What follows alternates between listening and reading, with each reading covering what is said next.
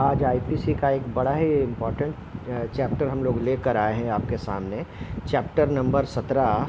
और इस chapter number 17 में जिसकी चर्चा की गई है वह चर्चा की गई है ऑफेंसेस की, और वो ऑफेंसेस अगेंस्ट प्रॉपर्टी की चर्चा की गई है। और जिसका शुरुआत ही होता है चैप्टर 17 का थेफ्ट से, चोरी से। देखो, सबसे पहले छोटी छोटी बातों को, छोटे माइनर ऑफेंसेस को चर्चा की गई है। सेक्शन 308 में सबसे पहले चोरी की बात की गई है। चोरी के बाद क्या होती है? छीना चोरी होती है। छीना चोरी के बाद क्या होती है? छीना चोरी के बाद होती है रॉबरी। रॉबरी के ऊपर क्या होती है? डकैती होती है। तो 4 अलग अलग स्टेजेस बनाए गए हैं। थेफ्ट के बाद छीन लेना, उसके बाद रॉबरी, और उसके बाद डकैती की चर्चा की गई है। तो आज जो हम लोग जो चैप्टर 17 पढ़ने जा रहे हैं, उसकी शुरुआत हम लोग करने जा रहे हैं सेक्शन नंबर 378 से। तो जब 378 हम लोग पढ़ेंगे तो हम लोग ज़रा सा देखिए कि एक्चुअली 378 में लिखा हुआ क्या है।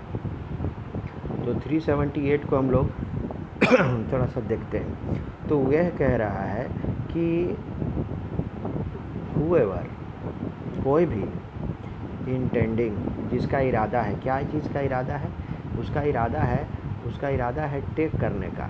टेक क्या करेगा? वो क्या टेक करना चाहता है?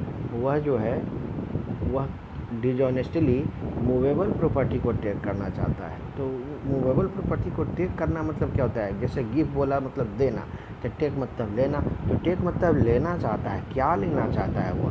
तो वह मूवेबल प्रॉपर्टी लेना चाहता है, और मूवेबल प्रॉपर्टी एक डिजॉनेस्टली लेना चाहता है। क्लियर है?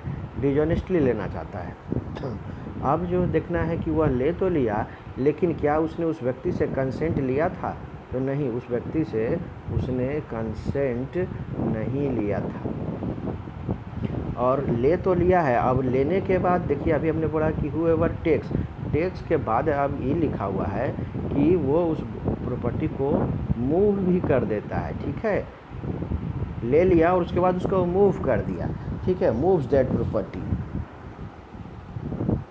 तो कुल मिलाकर आप यह देख रहे हो कि कोई भी व्यक्ति किसी चीज़ को, सामान को छीन लेता है, ले लेता है उस व्यक्ति के बिना कंसेंट के, और उस व्यक्ति को प्रॉपर्टी को मूव किया, और मूव करने के बाद उसको टेक कर दिया। तो इस तरह की घटना को, जो मूवेबल प्रॉपर्टी है, उसको आप लोग थेफ्ट बोलते हो। तो मैं समझ रहा हूँ कि आपको यह बात समझ में आ रही होगी।